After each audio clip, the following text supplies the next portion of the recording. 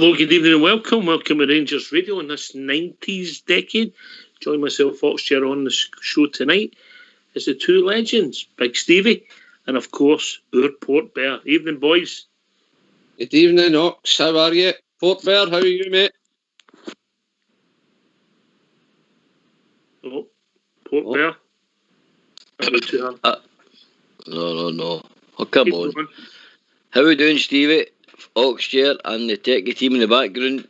Good to hear for yous. Looking forward to tonight. Looking forward to tonight. Would it be fair to say that this team, more than any other team, struggled with the task? No, I think that's all hearsay, Oxchair. And I'd Do you like want me to read the text messages? No. I think it's hearsay. And I'd like to consult my lawyer on that, Mr. Steve McPherson. Say to my right-hand man, when you're down a hole, you better stop digging. I'll ask the question again to Mr. McPherson. Would it be fair to say that this team struggled with the task more than any other team? Right, there's a wee clause in the small print there. I don't know about any other team, what they text you, but our team has dramatically changed because other people go up Hoist and Durant and stuff like that. We've struggled a wee bit, to be fair. Okay. But he's got there in the end, Yes. Yeah. And I'm looking forward to it. It was a golden era for us, the 90s. Great. Party time. Great times for the support. And a great decade for the Rangers. So, you've got your team, and the task was to get a team who played the majority Port Bear, the majority of their games in that decade. That was the only criteria. Okay, so we'll start with your goalkeeper, and it's over to you, Big Stevie. Okay, we went for Mead Port. There was no problems at all. We were mentioning this guy. He's one of Rangers' greatest ever players, Mr. Andy Gorham. What a Mize.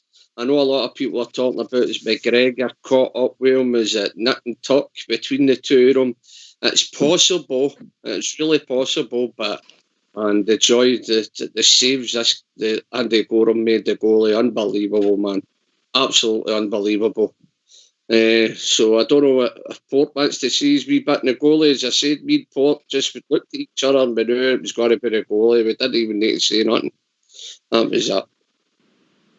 It was a decade Port Bear. We were actually, as things grow, we were blessed with fantastic goalkeepers. But Andy Gorham had these injury spells in the 90s also, yeah? Yeah, players came in, but he played a lot of games for us in a very successful team. Yep. Can I tell you, I remember going to Tynecastle, his first game, when he got the ball right out of his loaf, right into the net. What a start. Port Bear. I think Andy Gorham, mate, if you think on some of the, it's an old phrase that Mr. Burns, the late Mr. Burns, said he would put on his gravestone, Andy Gorham broke his heart. And I think that, speaks volumes. So many times, like McGregor, he has put us out a hole and, made world class, and I mean world class saves. Things he had no right to get to, mate. So it was a no-brainer. Andy Gorham is the number one goalkeeper, in my opinion, at Rangers ever. Mm-hmm. Well, that's a point of view. He played in a fabulous team. He signed for us in 1991. His first season he made 55 appearances, which is his most appearances. Stevie, then 55, which is a popular number, and then 52. And then the next 2 years he only made 31 appearances. He had a run of injuries, maybe some disciplinary problems thrown in at the same time, because he liked a night out to do, Randy. But a fabulous goalkeeper. Did you consider Kloss come in at the back end, or was it just there's no argument for this? Andy Gorham? no argument for me. It was just Andy Gorham. And do you know something? It's a shame because Stefan Kloss is a great goalkeeper, by the way. And there are many a bear out there. Actually, maybe I've said that or Stefan Kloss, but just unfortunately, the task is the same year in the 90s. It's just a no-brainer, Andy Gorham. The best save I've ever seen Andy Gorham saving was the one for Pierre Van Hooijdonk at Ibrox. Mm-hmm. How he did it was just unbelievable. Absolutely. And he broke that big guy's heart that night. It was great. So it was. What a save. Absolute. Oh, the save at that. And I can remember a penalty save at Parkhead against the same guy. You know, it was. He gave me many a good night out Andy Gorham. So he did. Okay. Best season for me, Port Bear, was the 92-93, the treble winning side, and obviously the team that was ultimately robbed to get into a European final, yeah? Yeah. What? That was a hard blow, mate, definitely. I think, and strong in my opinion, I think Bernard Tapia with his match fixing stuff, I think if we went and played AC Milan in that final, I strongly believe Oxford we'd have beat AC Milan in that final and landed that cup, mate. I strongly believe that. I don't know if a lot of Bears will agree with me, but I think we were a team that just didn't know how to, accept defeat, and I do strongly believe we'd have won the European Cup that year. I don't care what anybody says. Okay. What a side. A real team. Okay, so I don't think you've got a lot of arguments about Andy Gorham, so tick in the box. And how are you lining this team up? We're lining it up in a 4-3-3. 4-3-3. So give me your right back. And you go, Stevie. After a wee bit of discussion, we went for David Robertson. Right back? Sorry, Gary Stevens. Right, okay. Gary Stevens, okay. A guy had a very illustrious career in both north and south of the border. Very athletic, pacey. Didn't score as many goals as Tav, but is there similarities, Stevie? Very, very similar. He was athletic. He had a good tackle. I think, if I'm right, did he have 46 England caps? 46 England caps, 187 apps for us and 8 goals. But to me, it was an English international at the time we signed him, if I'm correct. And it was just unbelievable stuff. We were signing guys like that. It was jaw-dropping. But the only one wee mistake that Gary ever done was the cup final, and I'm not wanting to get into that because he was a brilliant player for us. He really was. One wee mistake, but apart from that, I had no qualms about flinging him in there. He was an absolute great player for Rangers, and very much that as you said, up and down all day. Brave, Port Bear, athletic, fast. Ahead of his time, Oxford. Ahead of his time. Because that's the way the modern day fullback is. He was ahead of his time, I think, which speaks volumes. That's where your modern fullbacks are now, and I think that's Gary Stevens paved the way to how our fullbacks would play from now on. And if you remember some of the fullbacks we've had over the past years, they've all been pretty similar. They've all been part of the attacking side of the team. So, no, absolutely fantastic player for Rangers. Enjoyed him. There's no many players done it, but he obviously won the championship both north and south of the border, yeah? Yeah. Ox, am I right saying we got with Everton? That's correct, mate, aye. Correct. Great player. 46 England caps, mate. You don't get 46 caps for England unless you can play the game, Aye, good choice. Obviously, if you could have got Big Slim, who was in your first choice team when you got about 9 rang, but we'll come to that later.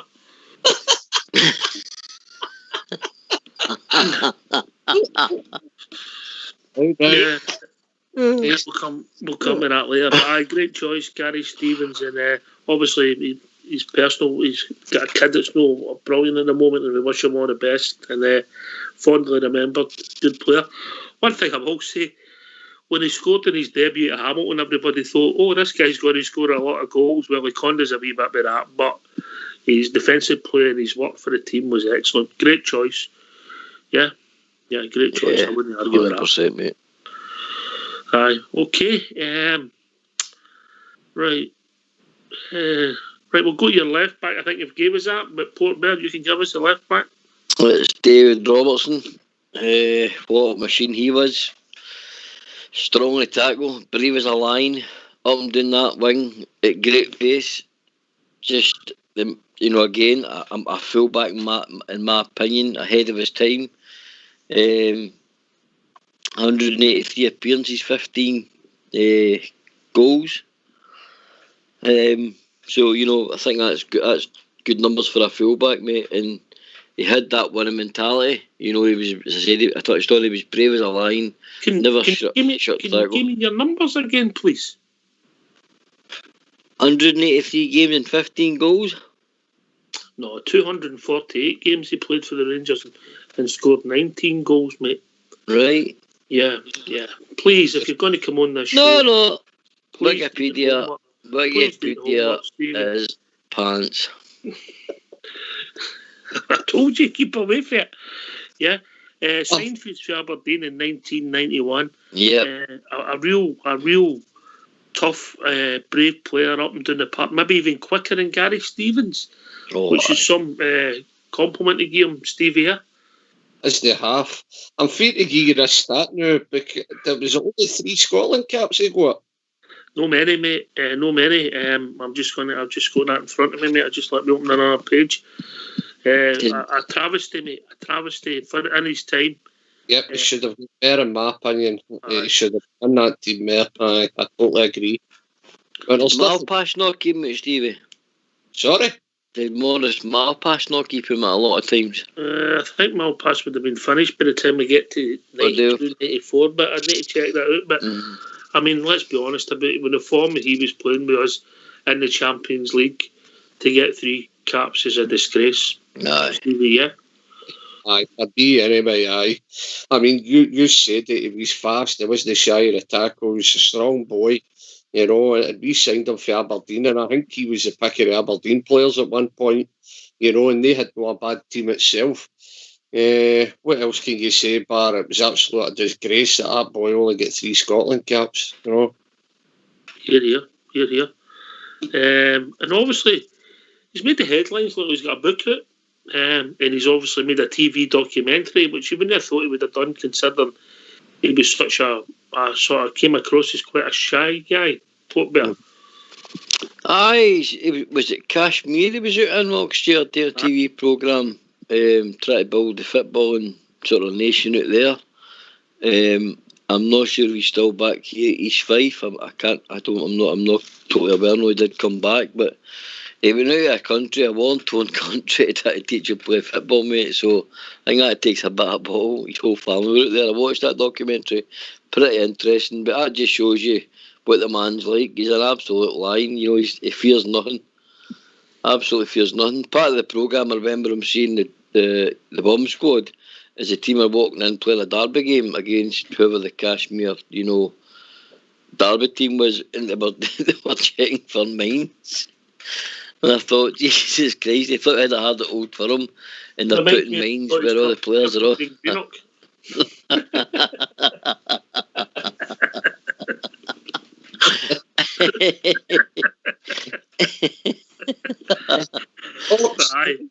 Am I right in saying he was out in Australia for a while too? Yeah, let me just check that, mate. I'm in playing. Yes, no, he was in Phoenix as a manager. Remember, there was a tie-up with the guy who tried to buy the club. He was the guy who owned the Phoenix Suns. Yeah. Came in and tried to buy us back in the day. Yeah. Yeah, that'll do it. A fantastic player, and you're right. The fact he only got 3 caps was a travesty. And obviously, he decided to go to Leeds back in the day and played nearly 100 games for them. But that bit in the middle, the early 90s, mid upwards, he was a fantastic player. Yep, great choice. Okay, let's move on to your central defenders. Yeah. Right, well, the central defenders, I'll go with our captain, Richard Gough. I believe he played 429, or is it 7 times for the Bears, 34 goals and 61 Scotland caps. But what can we say about Richard Gough, bar? What a pro, absolute pro, what a bear, and still even to this day. And the day that he held the 9 in a row up at the cup up at Tannadice, by the way, and he tears dripping down his face. What a stature of a man. What can we say about Richard Gough? And I believe he was a record British signing at one point, 1.5 million at one point. You know, is absolutely for Tottenham. Unbelievable. Absolutely unbelievable. I mean, that was a no-brainer for me and Port, you know. But Richard Gough, that's our captain of our team. Yeah, obviously, started with Dundee United, came to Scotland and tried to get a trial with Rangers. We didn't sign him, Big John didn't sign him, John Gregg. That's the guy in the 60s team. And he went on to play a fabulous career with John Gregg. So athletic, coming in and threatening at the back post. At right back with Dundee United. They wouldn't play ball. Sounds familiar, Port Bear. Moved to Spurs and then we signed him for a British record, I think about 1.5 million in 1987. Basically plays for us for the next 12 seasons and plays a lot of games. Arguably would be up there for some people as the greatest ever Ranger player as a leader because of the period of time. Yeah. Great choice. Good player. Only 61 Scotland caps. Hard to believe it. Must be hard to get a cap for Scotland. Special Rangers player. 10 trophies, 10 Premier League trophies, 3 Scottish Cups, 6 League Cups. You know what more can you ask for, mate? One of the few players in Scotland. We talked about one in the 70s team, Tommy McLean, who get league medals with 2 different teams. Obviously, Richard Gough's another. You know, part of the Dundee United team as well in the 1982, I think, or 83, I can't remember. Who went on and won the league, but fabulous player, great leader. Yep. Inspirational, Stevie. Oh, 100%. I'll tell you another thing, by the way. See, for set pieces, corner kicks and free kicks, it was deadly with his head. I remember one goal at Ibrox for the Bears that listed here tonight. I'll remember it. He'd done the raise the roof off sign. He scored against the Beggars off. What a header it was. Just, he was deadly, you know, just a top pro. Just a top pro. If you had any young defender, you base yourself and try and get down the lines of what Richard Gough does, you know. What a pro.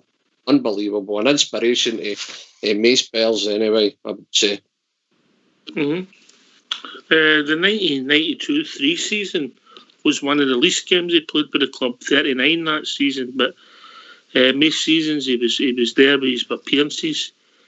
Big mainstay of the 9 in a row team, Port Bear. So as a captain, once Terry left, a big player for us. Big boots to fill, mate, but I think even in the games, probably when Richard Gough wasn't there, I can guarantee you in that dressing room, geeing up that team, you know, firing them up, getting them going, getting them ready, what he expects. Even though he's not playing that night, he's still a captain. So, you know, I dare say like Stevie said, a big massive influence in the young players or any of the players that he played alongside. To basically make sure the standards didn't drop, mate, because I think that's the thing you get with Gough. The standard, he raised the bar, didn't he, of what it's like to be a Ranger, and this is what he expected of a Ranger, and I think that influx through the team. So, you know, even games when he wasn't playing, mate, you seen that he still felt Richard Gough in that team. Yeah. I get it, mate. I get it. Great choice. I don't think there'll be anybody would argue with that. I mean, obviously it was a golden era for us, and we're seeing that with the players you picked. They're all really successful as far as honours are concerned. So, Richard Gough, who have you went with him as partner? Bomber Brown. Okay. Mate. All right. real players player, John Brown, developed into a fine centre back for us. I wouldn't have thought that when he first came to Stevie here, that Bomber was going to be a centre back. Did you? No, really, no. But when you see his temperament on the part and how he went about things, then I think he slowly but surely slotted into that. I think we got him for Dundee, is that correct? We signed him for Dundee. Bomber Brown, I mean, we've heard the stories. He's in 9 in the morning, gets psyched up for the game against Celtic at 3 o'clock in the day. And, you know, he was a real Rangers man, you know. 207 apps, 14 goals, is that correct? He played 278 for us in all competition, 248 starts, 18 goals in total, 14 league goals. Signed for us in 1988 from Dundee, you're right, and retired. Obviously, caught up with him because of the way he played the game. He was nearly 26 when he came to us as a midfield player, and the fact that he redeveloped himself and got himself a jersey port bearer is testament to the guy's character. I would come into a successful side at the time last year. Me and Steve were talking about this last night. I seem to think he came in as a striker, but obviously I was wrong. So he's come in as a midfielder, as you said, redeveloped himself into a centre half, and a very successful centre half in my opinion. I dare say it with kind of easy when you've got a guy like Richard Gough talking you through games, but he still had to learn how to play that role. And brave as a lion, put his head where it hurts, didn't care. He was just an out and out Rangers man. And a lot of fond memories of John Brown. In regards to seeing him firing the team-ups, watching him getting angry and watching him, grabbing the team by the scruff of the neck, even when he wasn't captain. Because look, we had 12 captains sometimes in that 9-in-a-row team last year. Every one of them got it, and for a name that, probably didn't jump after the sheet, the Sunbears, to me and Stevie, I think, if you agree with Stevie, he had to be the guy alongside Gough, because the guy had the heart of a lion, and again, I played a lot of games for Rangers, and the partnership along that back four was as solid as a rock. For me, Ox, John Brown was just a no-nonsense defender. You talk about old school. He just played like an old school defender. He just cleared the guy out, cleared the ball out, and done what he had to do, and get on about everything. And his port bear says, you were forever watching him shouting at other players, telling them to come on, get into it. And he would point his jersey and come on. He was just absolutely brilliant for us. I actually had, although he was a kind of hard man on the field and a no-nonsense, I actually had the pleasure of spending a week with him in Spain, so I did. And what a total and utter gentleman the guy is, by the way. Although he was a big, tough, hard man on the part and whatever else, a total and utter gentleman. The week I spent with him, it was just a bit of luck, and I ended up the same place at the same time with him and Andy Gorham and a couple of pals, Big Stan Gordon, and I'll tell you, total and utter gentleman the man was. What a bear. See, talking to him and some of the stories he was telling you, really, really what a bear. It was in his DNA, 100%. Yeah, you love the dream, mate.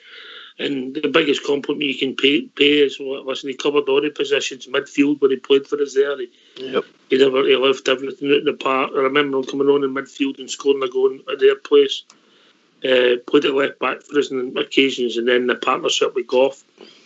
In the modern era, some people might say that's our best partnership. That season in 1992-93, 57 games, 2 substitutes, played every game in Europe, the 10 games that season.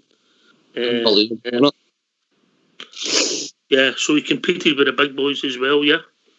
And one of the moments for me was when he scored at Parkhead and they jumped till the boards mind. 4-2 game. That was absolutely brilliant, man. Brilliant to see him. But what a player.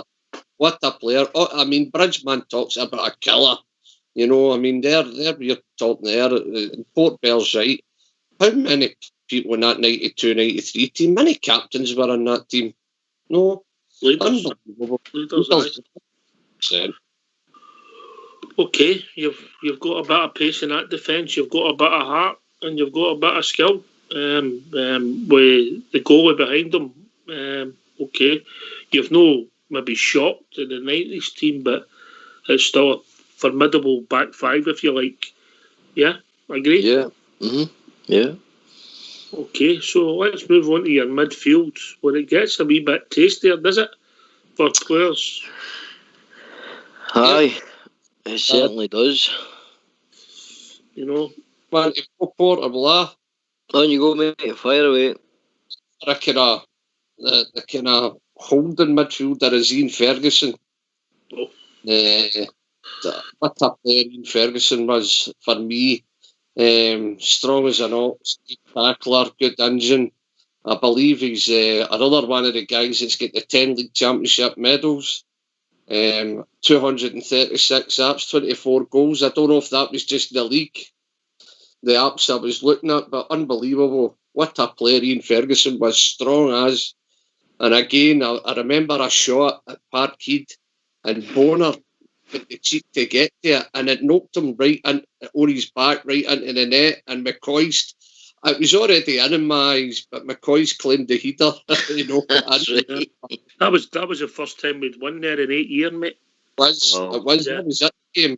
I was at the game, and to this day, I still argue about who scored it. To me, Ian Ferguson put Pat Bonner and the ball all the In the line. net. And saved it, and he claimed it. You know, but Surprise. Aye, he came to us obviously for St Mirren, £1 million. Seemed to last forever, the transfer. He played up front for St Mirren and then came and again got himself in the team, changed his position slightly, made himself, if you like, a defensive midfielder.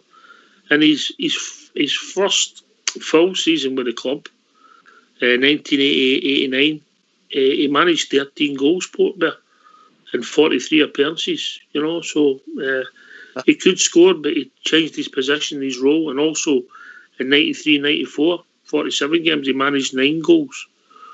So he was a guy who could score, he could play, but I think every time he played for us, he left everything on the park. Oh, 100% agree with you, mate. With him playing up front for St Mirren, he always had an eye for goal. But to change from, you know, like Stevie touched on there, to change from being a forward to a deep, I would say he's a deep line midfielder and still get them sort of numbers and goals, mate, I played midfield. It's a very difficult place to play, and people think it's easy in there because they think it's slow and they think it's, you know, but it's 100 mile an hour in there, mate, especially in your league. And the guy just never looked flustered. Again, absolute great engine, heart of a line, you know, strong in the tackle, and scored some important goals for Rangers, Oxford over his years, and his longevity was absolutely outstanding with the club. His longevity was outstanding. You know, again, another guy that epitomised Rangers currently, in my opinion. So, Ian Ferguson, I've got a lot of fond memories about that guy, mate. A lot of fond memories. Am I right in saying he was born in Parkhead? He was brought up next to the pitch? Right next to it, mate, aye. Yep, Jane Field Street. One game that sticks out for me, Ian Ferguson, and when you cast your mind back here, it was against Tottenham Hotspur in a friendly at Ibrox, and by the way, Paul Gascoigne in his back pocket in that game. I don't know if you can cast your mind back. Him and Gaz had a wee niggle at each other on the part. But Fergie had him. Fergie did have him in that one-half game, that game. Fergie did get the better of him in my eyes, no doubt. I wasn't looking through blue glasses. No, I mean, Paul Gascoigne's world class, but on that particular game against Tottenham, Fergie stuck out for me like a sore thumb. So he did. Unbelievable. What a player. And I believe he never touched a bevy either, Ox, eh? No, nobody was playing, mate. I think he's had a couple since, and I don't mean that in a lot, but he was a model professional, mate. And by the way, you talk about nice guys, he's another gentleman, mate. His wee watering hole was Duke Street, wasn't Yeah. Yeah, great player. Loved the club. Loved his time. Appreciated the support. And never forgot where he came from. You know, so fantastic player. Yeah. Again, 10 league winners medals. Says it all, doesn't it? Aye. Yeah. The difference between him and Goff is they're all with the Rangers. That's right. Yeah. Yeah. All right. Okay. Good choice. Good choice. Well, your favourites? What's that, mate? Mate, your favourites? Ian Ferguson.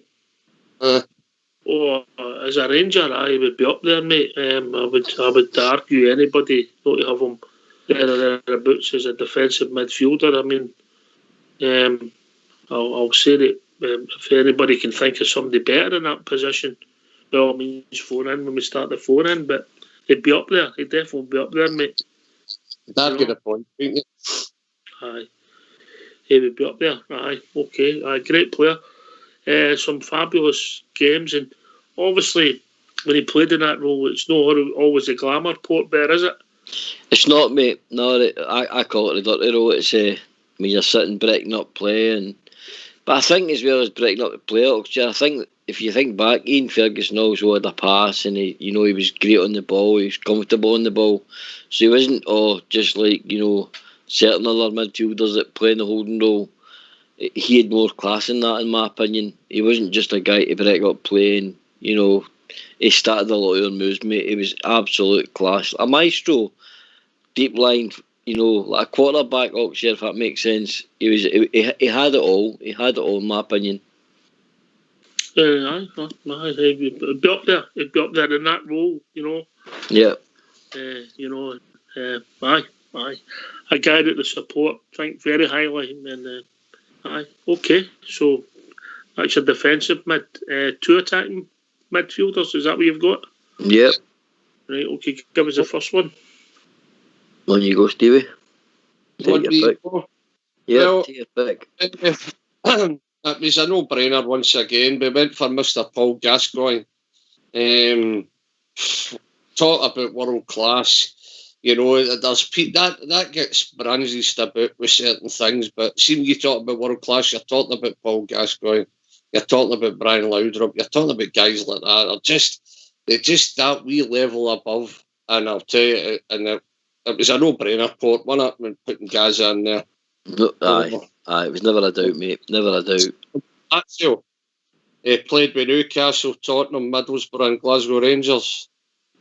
I don't think Southside would have put him in his team because he only played 93 league games for us, and then 11 as substitute. But I think what he done when he came, he just it just lit the place up, and because his character, and he didn't let us down on the park, did he, Port Bear? No, when you think Aberdeen, his first goal against Celtic, hat-trick against the league winning hat-trick against Aberdeen.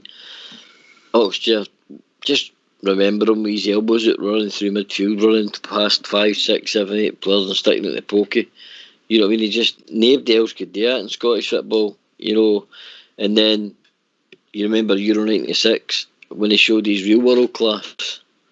We had a player in our hands, mate, that I still can't believe this day that we got him. For Lazio, who had players in their team, in the Italian league, they had players like Ronaldo and Batistuta and all them big names, Giuseppe Signore, Vialli, and Paul Gascoigne played there, and we managed to get him out of that league, which was the top league at the time, to come to Rangers. And that's the pool we had at the time, mate. And Paul Gascoigne, as Stevie touched on, is a true world-class player. Aye, his appearances might not be up to the standard, but I can't name a better midfielder for what he done and what he brought to Rangers. He lit up the place, mate, like he says. He brought character, determination, that winning mentality to Rangers, and he's just epitomises the true word of world class player, mate. To me, World class is a high accolade, mate. High accolade. yep. I would say top draw. World class, maybe potential. Did he ever reach it? You could look at his results in Europe, but the character and what he brought to his first season, 41 games in total, 19 goals. Second season, the 9 in a row season, only played 31 games, only 23 in the league. Scored 13 league goals in 23 games and 17 in total with 31 with 3 substitutes appearances. For a midfielder, the return of goals is phenomenal. Stevie? Unbelievable.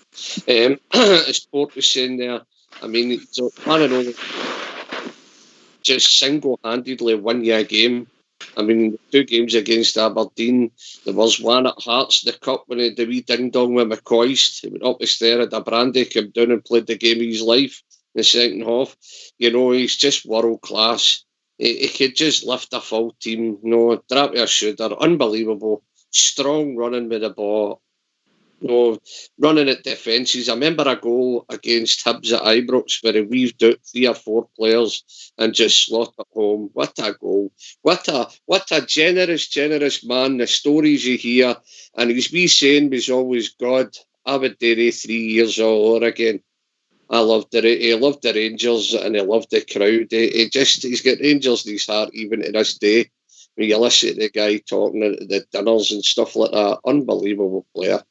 Total world class, and it was a pleasure to sit in the stand and watch that guy play for Rangers. Unbelievable. All right, big player, great goals and great memories, and obviously a character on and off the pitch. Next one, The Hammer, George Alberts, mate. George Alberts. All right, okay, good pick, mate. Never seen that coming. Well, I suppose I should have done 24 attempts. He's had it, so he was going to get in somewhere. You know what I mean? Well, we're all over the place with this particular one, but I think me and Port kind of came to agreement. The Hammer, I mean, my God, what a player! And you talk about Gascoigne's a goal return, and George Alberts beat him. 82 goals and 201 starts. He beat him in goal return. Well, number of goals. 40 games in 1990, 2000, and scored 20 goals, 13 appearances as sub. I don't think we realised when we signed him we had something pretty special. Port.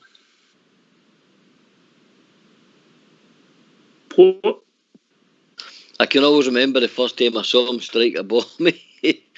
And I thought, what have we got here? And my favourite one was probably against them for about 40 yards on the angle. And Jackie McNamara jumped and he went, it was like a daisy cutter. And I always say to this day, see if I had hit Jackie McNamara on the feet, I thought you'd have seen McNamara doing a somersault. That'd have been pretty funny as well. But to beat, I can't remember the keepers in at the time, but right in that bottom corner, mate. And even in Europe next year, his goal against like PSV, and I think he scored against Dortmund as well, if I'm right. I think he scored a few goals in Europe as well. So he was one of them players. He was in the team. You thought, right, this guy's got a goal today. This guy's got a goal in him. And I also like the wee sort of run he took up the left hand side when Paul Lambert tried to chase him and missed a few wee teeth. I think that was pretty gentle of them. At least they picked him up. Yeah. Helped him find him. A fabulous player. He'll be known because of the way he could hit the ball, Stevie, but he obviously met these games in that to be so consistent in his goal scoring, eh? Aye.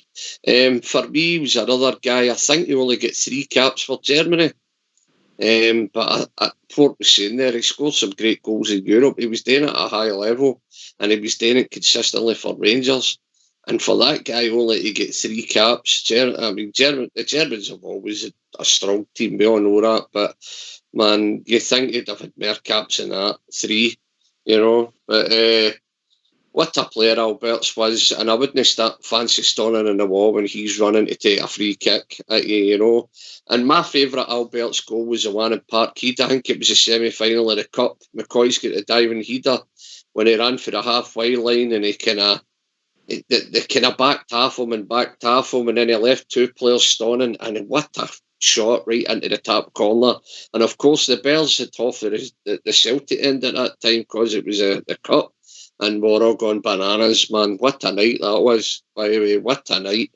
But that was my favourite George Albert goals at Parkhead, the semi-final. But great play, big strong man, big gentleman. And by the way, did he know half love the Rangers? You know, he was desperate to get back to the Bells when he left. He wanted back. He just loved it. He caught the bug, like most players do. Yeah, came as at 25, you know, a professional, you know, and the 5 seasons with us, or 6 seasons with us, and you can't argue that he gave us moments to remember. I think in the 1998, Walter's last season, mate, when we were going for the 1997-98, he gets sent off the week before and missed the Scottish Cup final, and I believe if he'd have been playing against Hearts that week, would at least won the cup, which would have been something in that last season. But one of these things, Port Bear. It is, mate. You know, he wasn't known for red cards, you know, so, you know, it's not, you can't call him a dirty player, but athletic, no. And, you know, even him, when he was running up and down that left side with Robertson, he had a great partnership with Robertson, so he did. But one thing I always remember about Massey, I seen a wee clip about him, mate, and it was a time when he first came to Rangers, and he wasn't understanding the full, you know, the drinking culture that we had back then. So he moaned about it, right? And it was a couple of players saying, "Hold on a minute, you're smoking 40 Woodbine a day, so what are you going on about?" seemed like off to me like a wee fag. You've been Mr. Stato. Can you give me that stat again? You made a statement there about the partnership between him and Davy Robertson. I just want to make sure you've done your homework in that. That was a bold statement. Oh. And what did I say? You said you formed a great partnership, yeah? Well, they played on the left side, didn't they, both of them? Yeah, but how many, what's a great partnership? Is that 50, 60, 100 games? Well, no, I'm just, what I meant is they read each other's games well, is how they played together. Mm-hmm. And how often did they play together? No money. No money. No, it's not, actually. No, 22 games. That was some partnership. Aye. Well, it was all right over in 22 games. Please do your homework before you come on here. Manoop is coming. Aye. But your crash helmet on, here's a hammer coming. Here we go. Drum roll. It's only 1:45, Stevie. I know, it's going to be a long night. I'm surprised it took so long. Aye. You made the statement. I was just waiting for it. It's one of the myths. They never really played together that long because obviously we went to Leeds United. Do you know what I mean? Yeah. People forget that they ought to assume that he was raised right up to the 9 in a row season, and he wasn't. You know. But there you go. Just one of the peculiar facts you've got. Right. Okay. Good midfield. Strong midfield. Oh, hi. Strong midfield, all right. You know, there's no Bobby Russells or Tommy McLean's in there, is there? Oh. No, can I just point out, are you happy with the balance of the team so far? You know, I don't think it's balanced as much as the 1970s team that we had on Friday night, but I don't think any team's ever been balanced like that.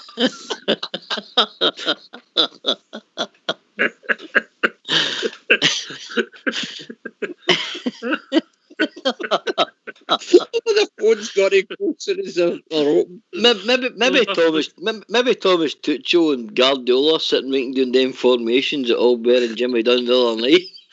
Listen, I don't have a word said against Albert and Jimmy. They were ahead of their time. They two were ahead of their time. Oh, what a laugh I had with 2 million. Like, that was brilliant. Fair Oh, play to I old wish I bird could Jimmy. read it. I wish I could read the old bird's text for last night. It was a fever, but I'm not allowed to. It's a family show. 4-3. So that's your three midfield That's players. the So we'll three, move on to your three strikers, and I hope you have done your homework with these three. Okay. Don't say this. Okay then. Right. Okay. So how we playing this? Is it 2 up front, 1 behind, or 2 wide men? And 2 up one in the front, middle? and Laudrup's going to be floating. So Okay. he's going to get to go where he wants, So which he often did. You starting with Laudrup? Start with Laudrup. On you go, Pork Bell. The floor's yours. Now this is Wikipedia again. I told you. 150 games and 46 goals. You're nearly right. I'll give you that. I'll let you go with that one. Brian Laudrup played for some great teams last year. You know, AC Milan, Fiorentina, Bayern Munich. You know, a player that no probably Ranger would ever dream would coming for the three clubs would ever come to Glasgow Rangers. You know, obviously a great Danish international, very famous brother as well. Wish we got him as well at the time. But I'll tell you, what a player! What, you know, for a 6 foot, I think it was 6'2" if I remember right, last year. This guy could move. This guy, you know, he'd no right to have the grace and skill for the height he was. You know, the ultimate professional. You know, he's got loads of stories of Andy Gorham and stuff, and some of the culture that he came into, you know, which is excellent. But mate, he's my favourite Ranger of all time. He is, he really is. He just absolutely epitomised, you know, skill, grace, goals, and obviously that Dundee United, that one that clinched that title with Charlie Miller away and that left and that header. And I think he's admitted that since then he only scored 2 headers in his career. But mate, oh no, what a player! What a player! Could have played in any league in the world and chose the mighty Rangers. Yeah, that was his most successful season was the 1996 campaign, winning 43 appearances in total, 20 goals.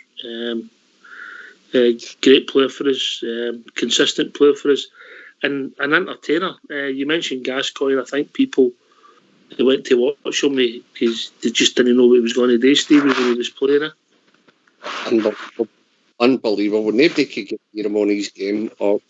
Again, you talk about that wee extra level when you class somebody as world class. I mean, Brian Laudrup, I think he had about 82 caps for Denmark. He won the Euros with Denmark. He could have walked into most teams. What a fabulous player. And turned out again, had the Rangers in his blood at the end up. Loved him, still does to this day. And what a hell of a nice guy. What a total gentleman again.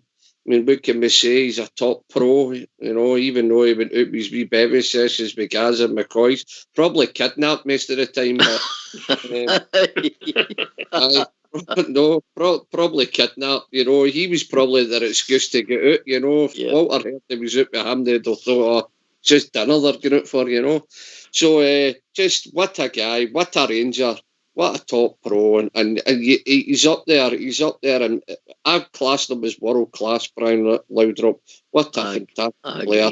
And again, a total pleasure. You pay your season ticket money every year. You'd have paid it just to go and see him. Never mind the rest of them. You know, absolutely fantastic player. What a pro! One of my favourite stories with him, Steve, is the time Andy Gorham stayed in his wine cellar.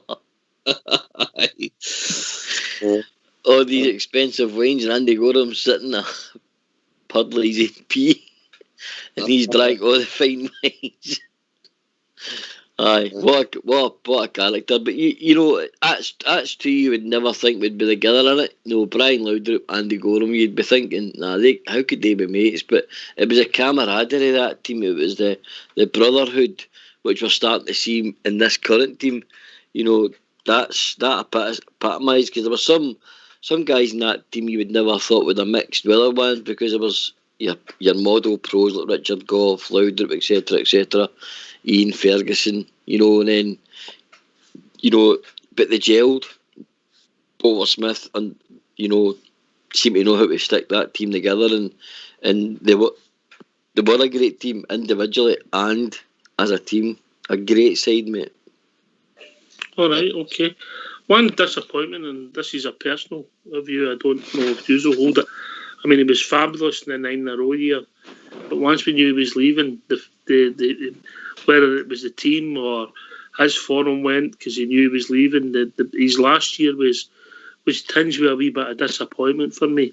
Aye.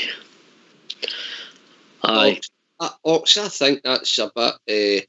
A lot of us had that. See what you said there. A lot of us probably had that opinion. But I think when you look at the guy himself and how much a model pro he was, I don't think it was that he put down the tools personally. I think it was a whole team thing. It could have been. I think they knew as a team they were all going to go their separate ways, and I think that ripped the heart out of them, really. I don't think it was a case of Brian Laudrup went, okay, I'm not going here to perform today. I don't think. He was that kind of player, if you know what I mean. He was a pro, but I just think that whole team, you could have probably said that at the end up about that team. They just, the heart was ripped out of them, Ox. That's just my opinion, of course. So, no many players get a cup final named after him, and he didn't. He only scored 2. Another guy scored a hat trick, and it's known as the Laudrup Cup final. I mean, that performance that day was just something else. Aye, okay. I don't think there'll be many people argue with Brian Laudrup. Okay, so you're two up. You're one of your 2 up front. I'm going to go with a tiller, mate. Mark Hateley. Okay. Is your thinking there? The thinking is, again, another guy side, played at top level with AC Milan as a young lad. Monaco, where we signed him for. Again, I've went with Wikipedia, mate. 222 games, 115 goals. I'm not sure if that's correct. But at the time, we needed a target man, I thought, mate. And if you think of the McCoist and Hateley partnership, if you think of the Battle of Britain, them two epitomised the Battle of Britain. They didn't even need to speak to each other, Oxford. And I'm going to tell you a story about a guy that I know that played for United, who was a very good friend of mine, Jim McCann. He said they won 5-1 against United, right? And he said, Mark, they never spoke the whole game. And I said, what do you mean? When they're not talking, did they fall out? And he says, Mark, they just knew where each other were. It was like telepathic. We couldn't get near them. And I'd seen a few paper clips for one of the air papers where Jim McCann's trying to slide into big Hateley, and Hateley's leaping over him to stick the ball in the head with a pokey, So that gave me a bit of insight into how them two played. They didn't need to know where each other were. They didn't need to talk. That's that natural ability they had, McCoist and Hateley. But Hateley, to me, mate, was absolutely tremendous. I loved him as a player. I really did. What a player he was. Okay, all right. Slow burner, as people say, he's a slow burner. He got 10 league goals in his first season. There was a lot of competition there, and I mean, he had a purple patch in with Ali, sort of 92, 93, 93, 94, and he was scoring 29 and 30 goals, which most season you'd be top goal scorer by the stats, Stevie. Yeah? Aye. I think you said the right thing there. I think he started his Rangers career, a lot of the Bears gave him a bit of stick. I think a lot of the stick are always down to his partnership. It was him and Mo Johnson. Well, Super Ali was on the bench. A lot of blue noses, there were noses were out of joint because of it that day. But can I just tell you, Mark Hateley, what a fearless player. I remember the day we brought him back up. We signed him again at Parkhead. And by the way, see, psychologically, that killed Celtic that game. So it did, Mark Hateley. I don't care what anybody says. They absolute crapped it, by the way, when we signed Mark Hateley to bring him back for that game at Parkhead. And that's the mindset he must have had in most teams, by the way. Master stroke, mate. Master stroke. It was a master stroke with Smith. Unbelievable. And they absolute crapped it, by the way. He came back. He gets sent off that game, I think. That's right, he did, yep. The damage was done, yeah. I did it off, 100%. 100%, Ox. And by the way, his header against Aberdeen to win the league. Oh, Walters, bump. Good night, Vienna. What a header. Honestly, what a player he turned out for us. And it would have been hard not to leave him out any team. You know, he's just a big, strong, fearless guy. He gave defences hell of a time. And he was as good as a goal. No, it would be interesting to see his stats on how many goals he set up for McCoist and all. How many assists he had. Unbelievable, man. Unbelievable. Like, assists must have been unbelievable. Great player for us. Good choice. A purple patch in there. Obviously came to his nearly 29 years of age. He'd been about the block. Came from a famous footballing family. So, aye, okay. It'll be interesting to see if anybody's going to argue with that. Okay, so I'm assuming you mentioned your last pick, and is that Mr. Johnson? Yeah, the way you were talking there, Stevie? No. All right, sorry. Port Bell, your last player? After 300 texts, a live video feed, and 10 phone calls, we went for Jukebox. Mr. Gordon Jury. Jukebox Jury? Yep. Okay, give us your thoughts there, Port. I think, I know his longevity wasn't there last year, 125 games, 44 goals, but I think his endeavour again and his work rate, alongside the likes of, Mark Gately, I think they've been excellent together with Laudrup assisting they too. I just think he was my favourite pick out of him and Mojo. For no reason, I just preferred Jury, mate. End of story. All right, I'm just wanting to see how many games him and Haley actually did play together. He was a tireless worker, Gordon Jury, Steve. Yeah. I think he was underrated a wee bit. I think he came in and out of our team, and every time he did, he always brought something to the party. Gordon Jury always got his goal. I mean, you had an Ailey Heat earlier on. Who scores a hat-trick in a cup final and doesn't get man of the match? Do you know what I mean? Unbelievable. Absolutely. His luck is just totally unbelievable. But I like Gordon Jury. He was another strong guy. Wasn't easy pushed off a ball. And knew where the net was. Am I right saying we signed him for Hibs, or was it we Hibs and we signed him for Spurs? Tottenham, yep. Aye, that's what it was.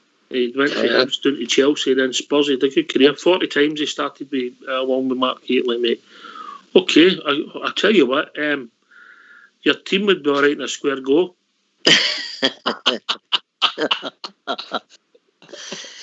In 93, 94 season last year, he outscored McCoist in Gaza. He was a top goal scorer.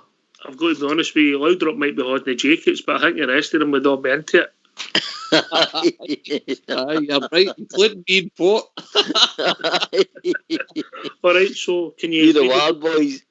Can you read us out your team, please? On you go, Stevie. Right, number 1, Andy Gorham. And then we would have went for Gary Stevens, David Robertson, Richard Gough, John Brown, Ian Ferguson, Gaza, The Hammer, Laudrup, Haley, and Mr. Jukebox Jury. That's our team for the 90s. Obviously, we would have put other people in, but they played in other eras there, and we were beat by minutes and seconds, by the way. So, yeah, but how many attempts did you have, just out of curiosity? 40. I ran out of ink. My pen. Had to shave Christ. There was other guys there that you've touched on last year. I mean, Trevor Stephen was a hard one to leave out. There was guys there that were really, really difficult to leave out. But that's the team we went for, mate. We were thinking. As we said, it's not your best team. You'd win criteria. It's your team. Great choice. Well picked. Well played. Get yourself a mute because we're going to have a tune. Thank you.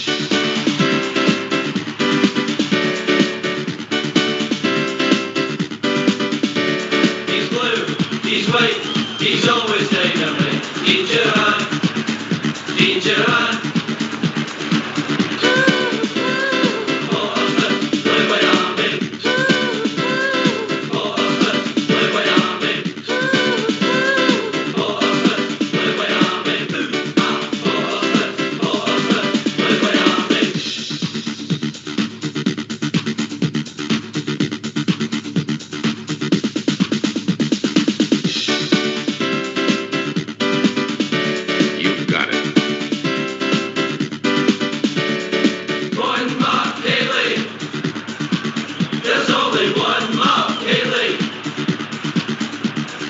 One Mark Haley. There's only one Mark Haley.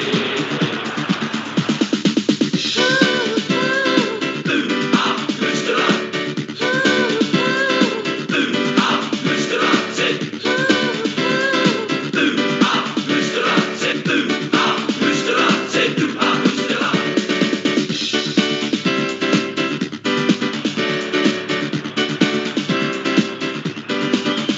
Zipper-alley, zipper-alley, away, away, away. Zipper-alley, zipper-alley, away, away, away.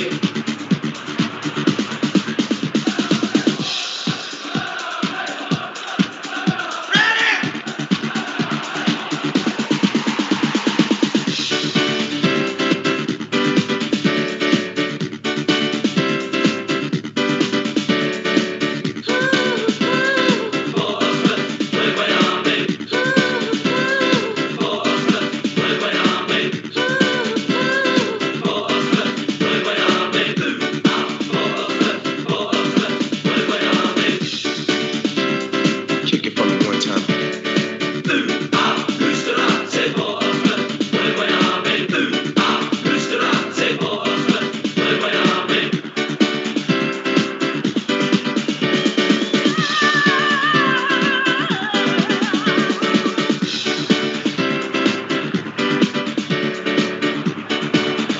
Y'all ready? Oh yes we do. We love you Rangers. Oh yes we do. We love you Rangers. We do. Oh Rangers, we love you.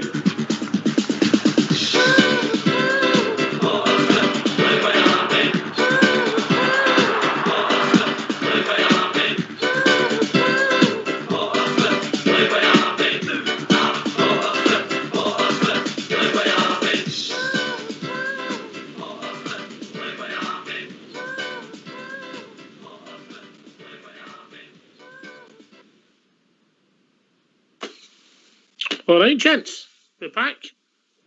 Yep. All back, yep. Okay, so we've got a couple of wee questions for you on your decade. First question, your good self. Stevie, are you ready? Right. There you go. Yeah. What colour was Mr. Blobby? Pink with big yellow spots. Well played. And your question, Port, who was the Russian president during the 1990s? Gorbachev. Oh, unlucky, mate. Boris Yeltsin. Oh well. Right, we're going to have a wee music quiz for you. Winding these up. All right, get your pen and paper ready. Foxes ready to roll. You the Pen and a bit of paper. Hold on a minute. I'm not getting ink left. Foxes has got some tunes for you. Right. He's ready? Right, I'm ready. Right, okay, here we go.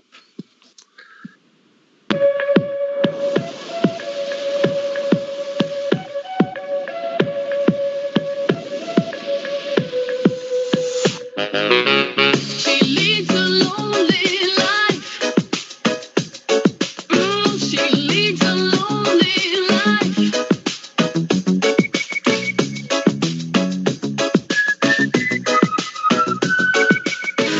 I shouldn't be up at this time.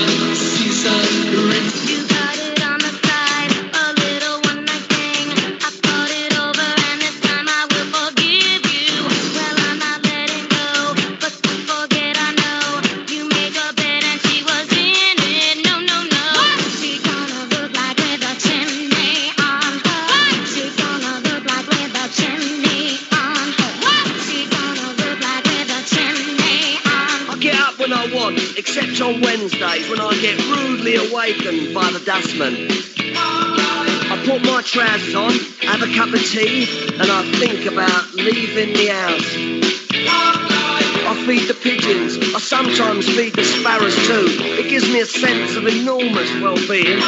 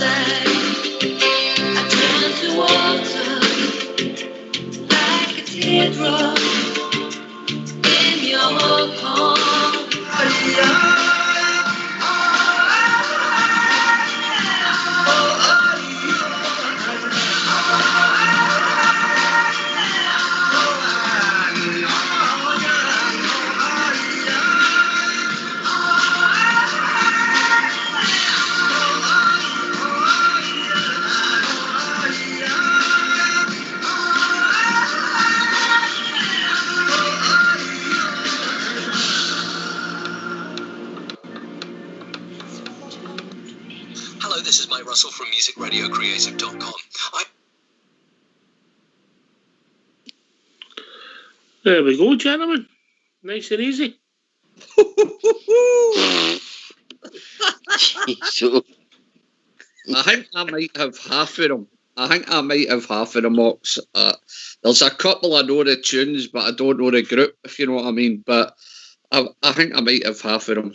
We'll see how we do. By the way, we'll take one a point off you if you get one of the songs. Right, okay, Mr. Fox, are you there with us, mate? With the scores on the doors for the go through the tunes with them? Yeah, I'm indeed. What was number one, boys? The name of the song and Ace, the band. Ace of Base, All She Wants Another Baby. Correct. Well done, mate. Number two. No, I don't know it. It's down to Port. I don't know the band, but it's Wake Up, isn't it? The song's Wake Up. It's a beautiful morning. I don't know Aye. Wake Up Boo by the Boo Boo. Radleys. Ah. Number three. James, Sit Down. Is that no number 4? Was that number 4? Well, That was aye. number 4. That was Right, number sorry, 4. mate, yep. Number I- 3. I didn't get 3. Number 3 was Don't Call Me Baby by Madison Avenue. Number 4 was Sit Down by James. Yep. Number 5. No, I never got number 5. Was it by a band called Feel It? Was it Chimney? You got the right song title. It was Feel It by Tampere featuring Maya. Ah. Number 6. Is it Blur? Part Life? Correct, Stevie. Number 7. Steps? Tragedy. So you get a point to give for that used to. Oh, come Well, on. knowing that, yeah, that's a crime just to know that. We're only crime is loyalty. Number 8. I'm sure the band's Chumbawamba. Correct. It's an Irish group, wasn't it? Chumbawamba.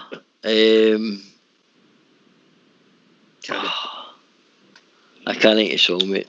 I can't think of a song. Top something. Ah. Number 9. Roxette must have Roxette must have been Love. been Love. Yep. Oh, And yous are number doing. 10 Yous are the best all week for this. No, Jimmy was good as well, right enough. Number 10. Number 10 was Enigma. Return to innocence. So it was. Well done, mate. Absolutely brilliant, guys. Well done. Well done, I've Port just- Bear. Yes. I've just had a message from Mr. S. Kipper. He says, we might not have won the football, but with the best music.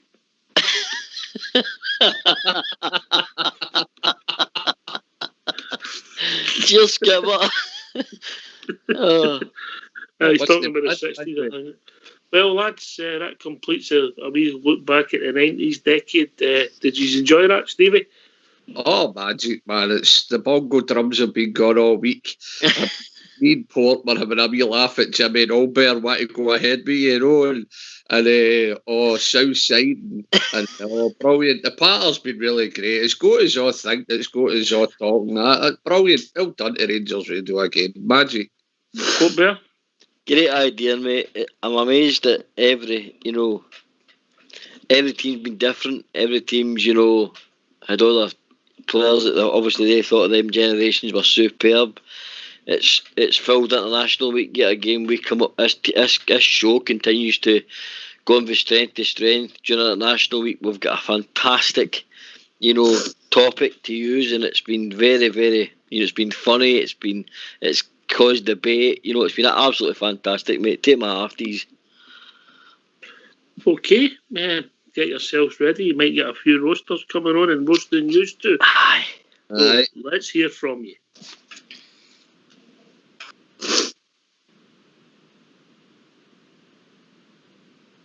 Why don't you give us a call on 0141 356 1972? It's your show, it's your platform. Let's hear from you.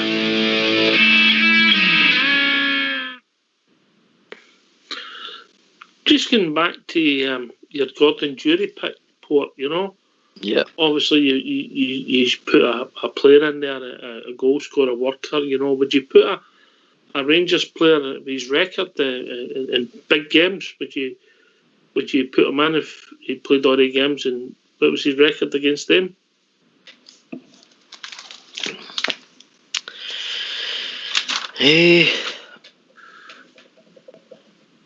No, I'm going to stick to my guns, mate. I just wondering. He never scored a goal against them. That's right. No, I knew that. Interesting stat. As look, we know Oxford Mojo. He had a great goal scoring record as well. But I like players at work. I like players that graft. And I'm not saying Mojo didn't do that, but I'm not doubting Mojo's record in Scotland and against them. But me and Stevie agreed on Jury, so that was it. Okay, we could say the jury's out. All right, we've been joined by Hugh. Evening, Hugh. How we doing, mate? Evening, Hugh. How we doing, guys? All right. Just like to join the young team in tonight. Well, that's tomorrow night when I'm on with Jodie. Yeah, how you doing, mate? What's your thoughts on that team? Yeah, good team, strong team. Strong's a word that comes to mind for me. Physical, Yeah, battlers. Battlers, aye. Obviously with skill. Gaza, Loudrop in your team. You've got skill, ain't you? But a strong team. Goals all over the park as well. Yeah, Jury did get top goal scorer, 95-96 season. That's right. That's correct. Yep. But just get the body Gaza and Loudrop and they'll do the work. Right, you can't argue that. Oh, Stevie, he's right. Aye. Unbelievable. By the way, that's the one and only team that would have went up with Savoy and get the hassle.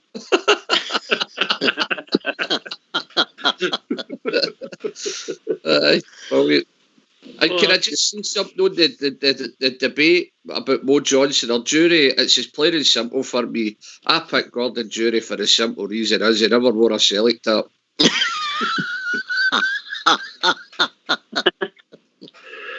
Well, I can't argue with that, mate. No, at least he's honest, Oxford. I know what I'd like to say, but we can't. It's no 10 o'clock yet. It's a family show. Aye, well, if you think about it, obviously the there was some excellent strikers signed for us at that time, you know. Obviously, Marco Negri, Yeah. you know. But could you put him in your team? Because did we see him long enough? You take 6 months. We've never seen 6 months like it, Hugh, have we? No, it's like a one-season wonder, wasn't it, really? And we just went after the squash injury. We never seen him much again. But that one season, he was just scoring for fun. It'd be good to see what came about. What could have been? What could have been? Yeah. What could have been? I think you boys, good decade. 9 league titles. Unlucky not to get a European final. I think that would be one of the only disappointments, Port, that we never had the consistency in Europe. I think that was a crippler. I think 9 in a row was so important next year. I think it's only my opinion, of course. I think Europe was really put on the back burner. I remember getting a great result against Dortmund. Rod Wallace scored. You know, we did have some good results in Europe, but I think that the league 9 in a row was the most important thing, mate. Just like sort of, you know, Gerrard's 55 this year.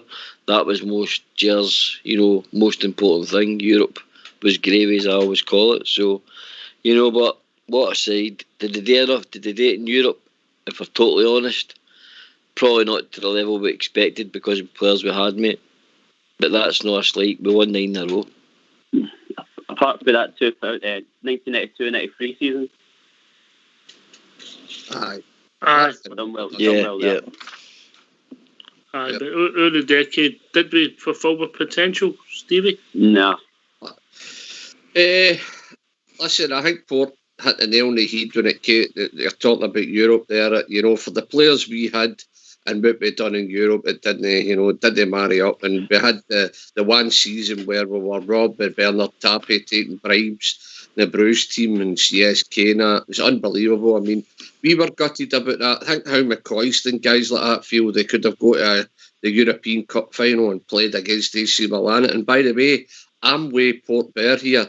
I watched that final with the two teams and I thought, see, we'd have got through, we'd have beat that AC Milan team, you know, and it's just a pity. But no, for me, the players that we had, we should have done better with the players that we had. I thought we could always, at the start of every European campaign, I thought we were always going to get a good run, and that wasn't the case most of the time. Aye, fair enough, mate. Fair enough. But I mean, that's looking back now, and you think at the time. I mean, we also drew some fabulous sides in the 90s. I think we drew some winners, teams that went on and won it. You know, yep. So the draw maybe wasn't kind to us all the time, but that's football for you, Port Bearer. Aye, with some hard draws, mate. You know, we Red Star Belgrade when they were their pump. When we 93-94 with Juve, Dortmund, and Stoya Bucharest when they were all, you know, flying. We played Levski Sofia in the qualifying round, which we obviously got through. You know, so we did have some tough. You know, if we qualified, we some tough group stages. In that particular season against Juventus, when they beat us 4-1, one thing that sticks in my mind, mate, is the Del Piero turn on Alex Clare doing the corner flag. That will never leave my mind. That will never leave my mind.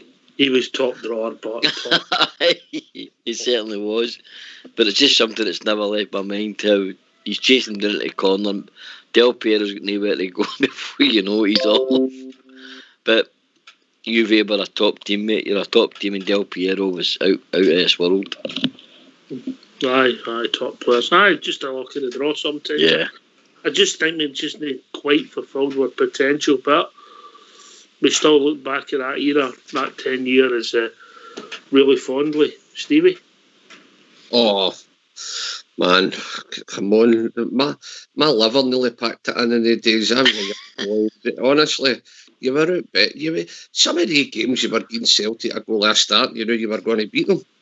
You know what I mean? It's just, the head was just the memories they gave us and off, man. What can you say about the 90s? The 90s, what an era to be a bear. And hopefully we get more of that coming our way than now. But just let me tell you, the 90s, what an era to be a bear. You were getting rid of all the gruns, and the Rangers team, they just didn't know how to get in, as Port says earlier on. You know, if they were getting beat 1-0 with so long to go, you were still pretty confident you were going to get there in the end. I mean, they're just a fantastic team. You know, the players, we were spoiled. We were absolute spoiled. Some people moaned about the price of the season ticket money. I mean, I'd have paid it to see Gaz and just Brian Laudrup, they 2 players alone. Unbelievable. It was that mentality, Stevie, wasn't it? If you score 3, we'll score 4. That's the way I felt we were. And the chairman had the same mentality at that point in time. And if you can remember, if you spend £2, we'll spend 3. Yeah. You know, the mentality of the club was just 1-1-1. I mean, we talk about now, when we won the 55 there, we'll never take another league championship for granted. See, back then, you did. You were just expecting to win it. You were just expecting, we'll win this year coming anyway. That's another couple of world-class players we've signed, right? No problem. Honestly, you were taking league championships for granted back in that era. Unbelievable. Good time to have there. Remember Prodan came in for us? We never seen him. Never seen him. That's correct. He never kicked a ball. He was like Christian Erlinger all over, wasn't he? Christian Erlinger came after Prodan, didn't he? But he was much the same. 2 cracking players and just never kicked a ball for us. Never just kicked a ball. Netsov as well, Stevie. Internationals, yep. International players.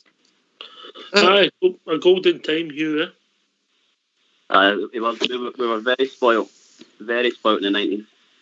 And I think we did take it for granted. I was born in 86, but I just got to the games and just winning week in, week out, just winning. And I was loving it.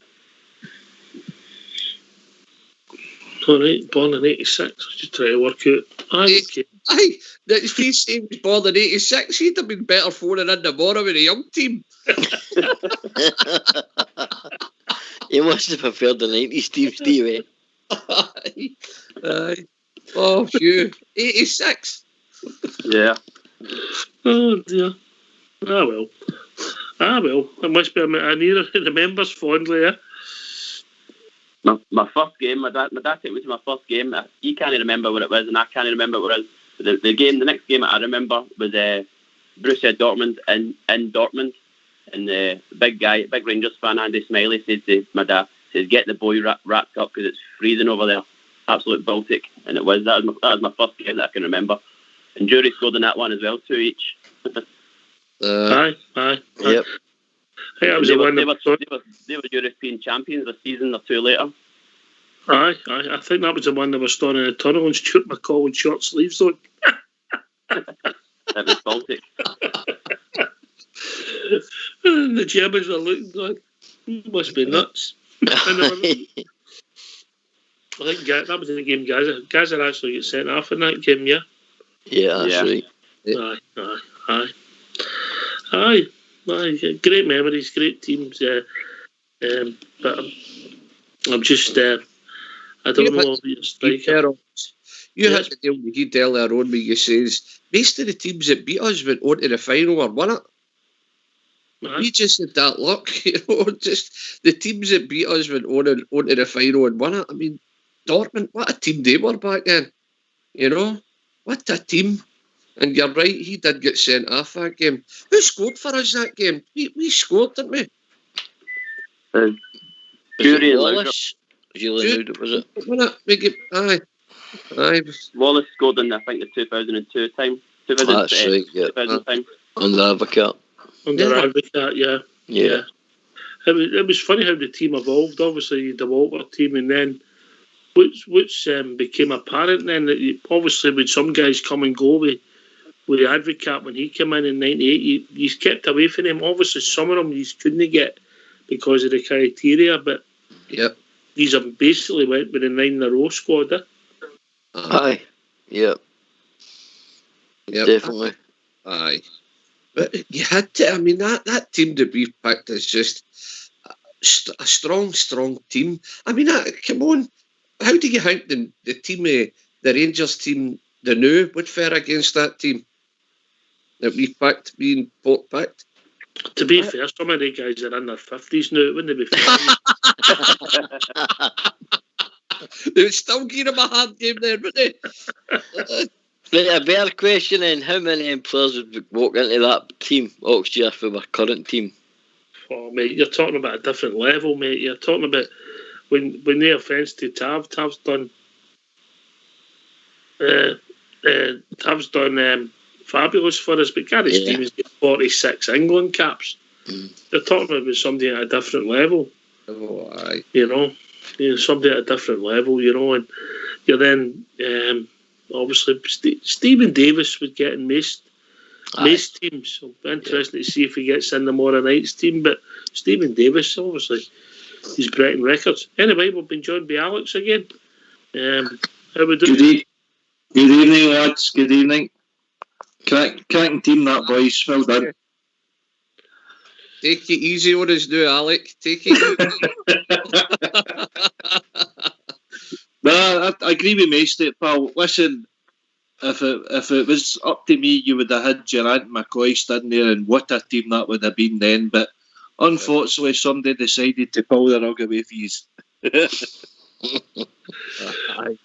And John Gregg was allowed to be in 2 other eras. You know what I mean? I know. Stuart's inquiry there. And how can you have a 90s music quiz in the Oasis? Come on now, Terry. That would have been too easy. That would have been too easy. Right? Wonderwall, Don't Look Back in Anger. That would have been your 2. Well, they've more than that. But aye, good. I'm really enjoying it. Another fantastic night, and well done to your team. Who would you have had different, Alec? I would have had Trevor Stephen in it. For me, I thought Trevor. He was a great football player, one of the top players in Europe at his time. Well, he was that good. We bought him twice. You know. Well, somebody never paid, so we got him back. Oh, is that what it was? So who would you have dropped, Alec? Who would you have dropped? That was my question. Who would you drop then for Trevor Stephen? Well, I would have played this team's got a star. I would have played a 4-4-2 anyway. And right. I think Trevor Stephen was better than Albert's for me. Okay. But jury, that's debatable. That one was left afield. I thought he might have went with Marco Negri just for his 6 month. The guy was amazing. It could have been. It was just longevity, Steve, Alex. That's what it was for me personally. I mean, I'd have loved to have seen me score. What was it, 36 goals before Christmas? I would have loved to have seen me where I scored that season and went on to be a Rangers player for 3 or 4 years, but. It was just longevity, mate. That's what it was doing to the end of the day. The last time he scored of any time before Christmas was Fox, 1992-93 up with Savoy. Up to Ricardo. And he's no stopped scoring since. Well, he's been consistent, hasn't he? But, other guys of that generation, possibly Rod Wallace. He was a cracking wee striker. Think was it Smith that brought him? No, it was Advocaat. Was it Advocaat? Was it? On a free for Leeds. You've got to look at the. You've got to look at criteria. I'm not sure if he would fit in, but I've not really checked. Rod obviously played a lot of games for us in a short space of time. 131 games. I would have fitted in, mate. He just made it. 113 games, 7 substitutes, 55 goals. It's a pretty good return. For a free transfer, certainly. Freebie, yeah, the freebie. Yeah. But by the way, I was at that Dortmund 99 game. We went to the UEFA Cup. We were 2-0 up for the first leg, and Rod Wallace scored an incredible team goal. 40 odd passes. We won 2-0 that night. Went out there, it was freezing. Absolutely free. It must have been minus 16. We get beat 2-0. Went to extra time. We get beaten penalties. If that's the same game we were talking about. Neil McCann missed a header. Aye. To win the game for us. They were a great team though. Dortmund, Big Stevie's right. I mean, we just seem to be unlucky in a generation of teams. That Juventus team and the Ajax team of the 90s was fantastic as well. Aye, you're right. But I mean, listen, you have to play these teams in a cup competition if you can get by them. You know, you can't go to a final, then play Inter Milan, no play anybody, you know, and then close things and sliced bread, you know. Aye, very true. More than 9 games anyway. Aye, of course. Aye, some good. Aye, Trevor Stephen. That's a good shout. You've got to admit, lads, that's a good shout. 4-4-2.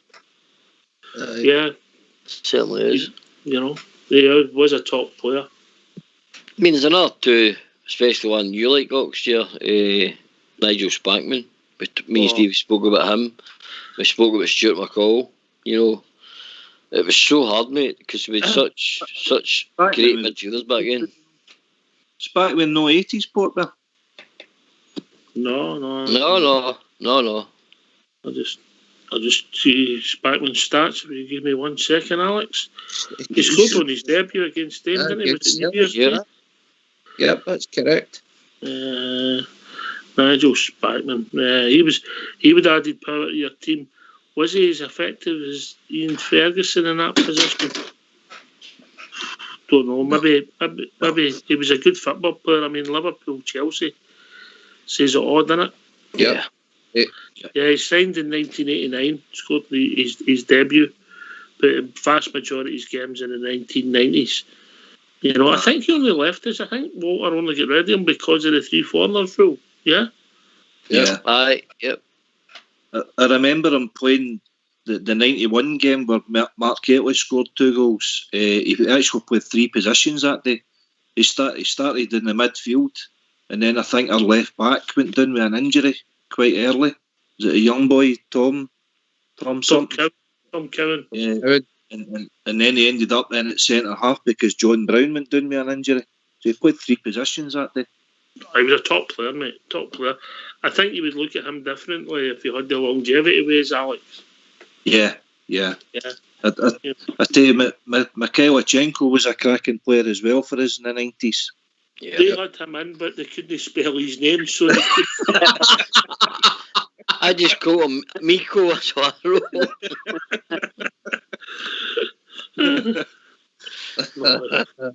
Brilliant. He was a top player and all, you know. But listen, a fabulous time supporting the Rangers in the 90s, Loved it. Absolutely loved it. Top players there, Steve, yeah? Off, man. Dear. Unbelievable. Hindsight's a wonderful thing. You look back on it. I mean, look at the players that weren't even making the bench. No, that team Ed out there. Dear. You know, I mean, guys like even the boy Rod Wallace we're talking about, he was a top striker, by the way. We get him for nothing. And see the big goals he scored for us. Unbelievable, by the way. Scored against the beggars of Hampden, won as a cup, 2-1. One is a treble. Aye, unbelievable. I mean, you guys, you're leaving talking about 1999 1-0 Scottish Cup final. Another class player, Oxshire, Jonas Tern, but just didn't have that longevity, did he? Undoubted player. Scored one of the best goals you've ever seen at Ibrox. Anyway, we've been joined by Bob here. Evening, Bob. How you doing, boys? All right. All right, Bob. Just listening to it all there, just absolutely fantastic memories, unbelievable.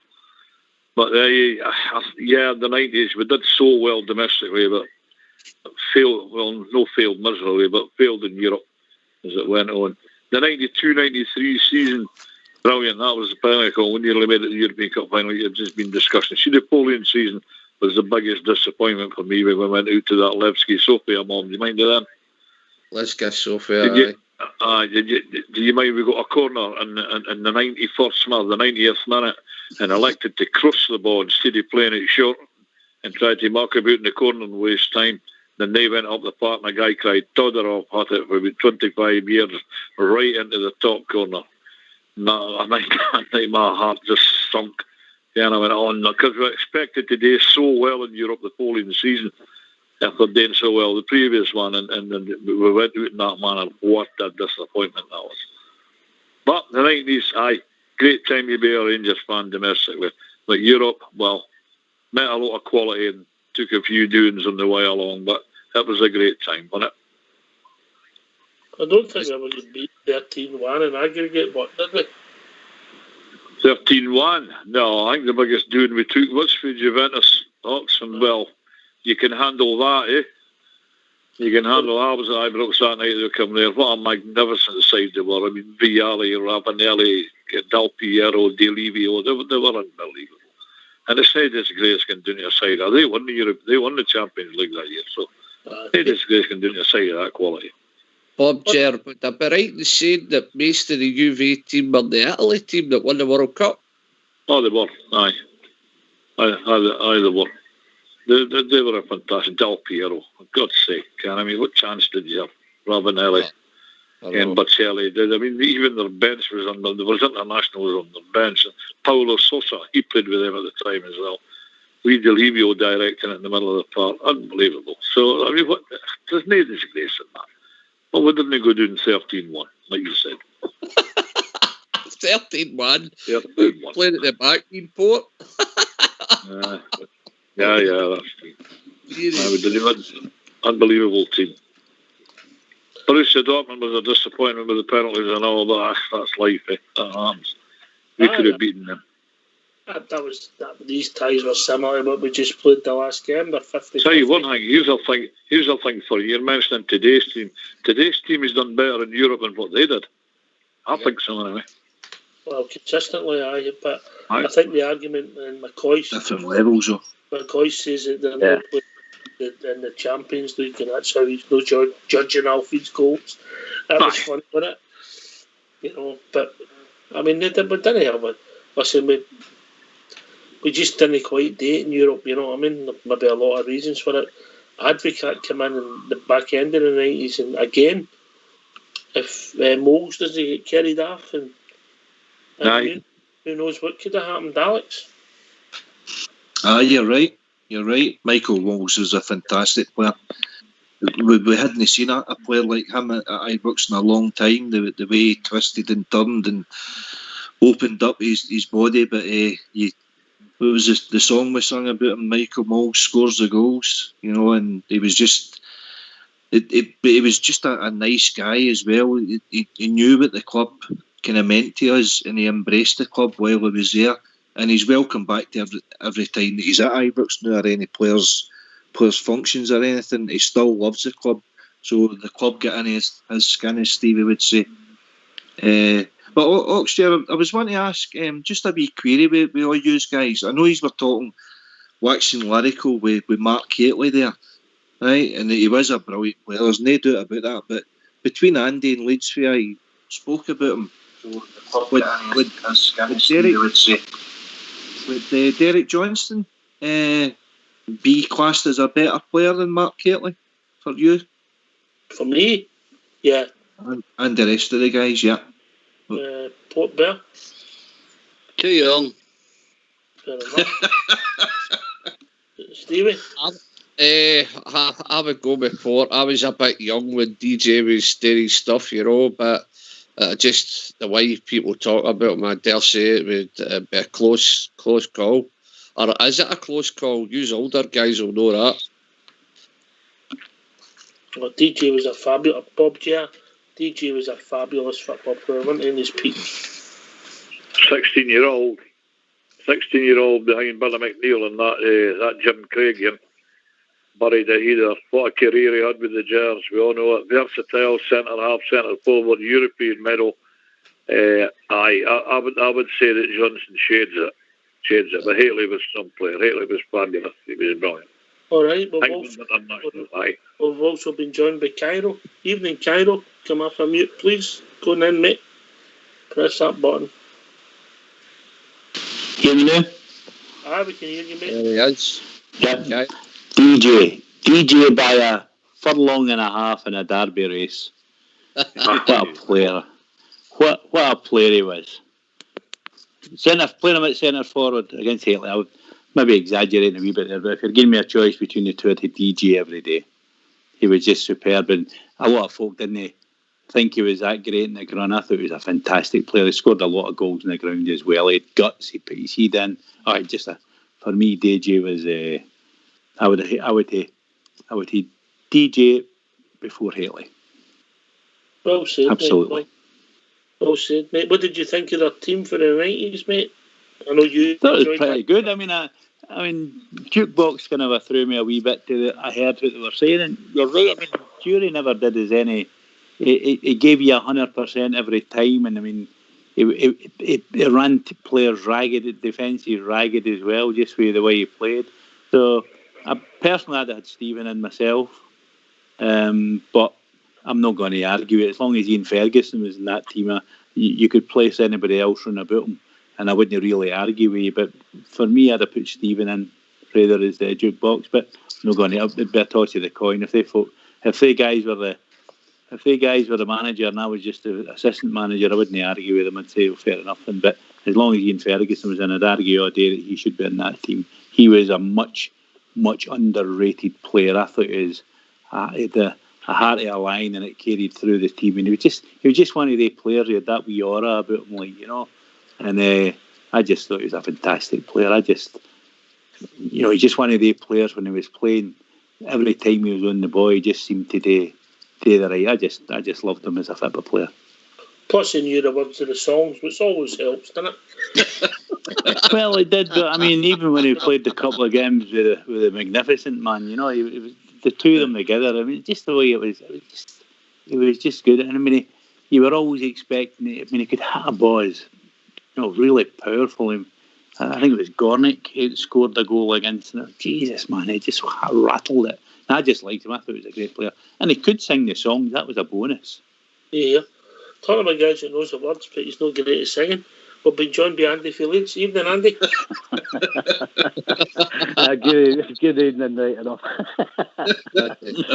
By the way, I know all the words and all the add-ons, but like you said, not very good at the singing side, like. But there you go.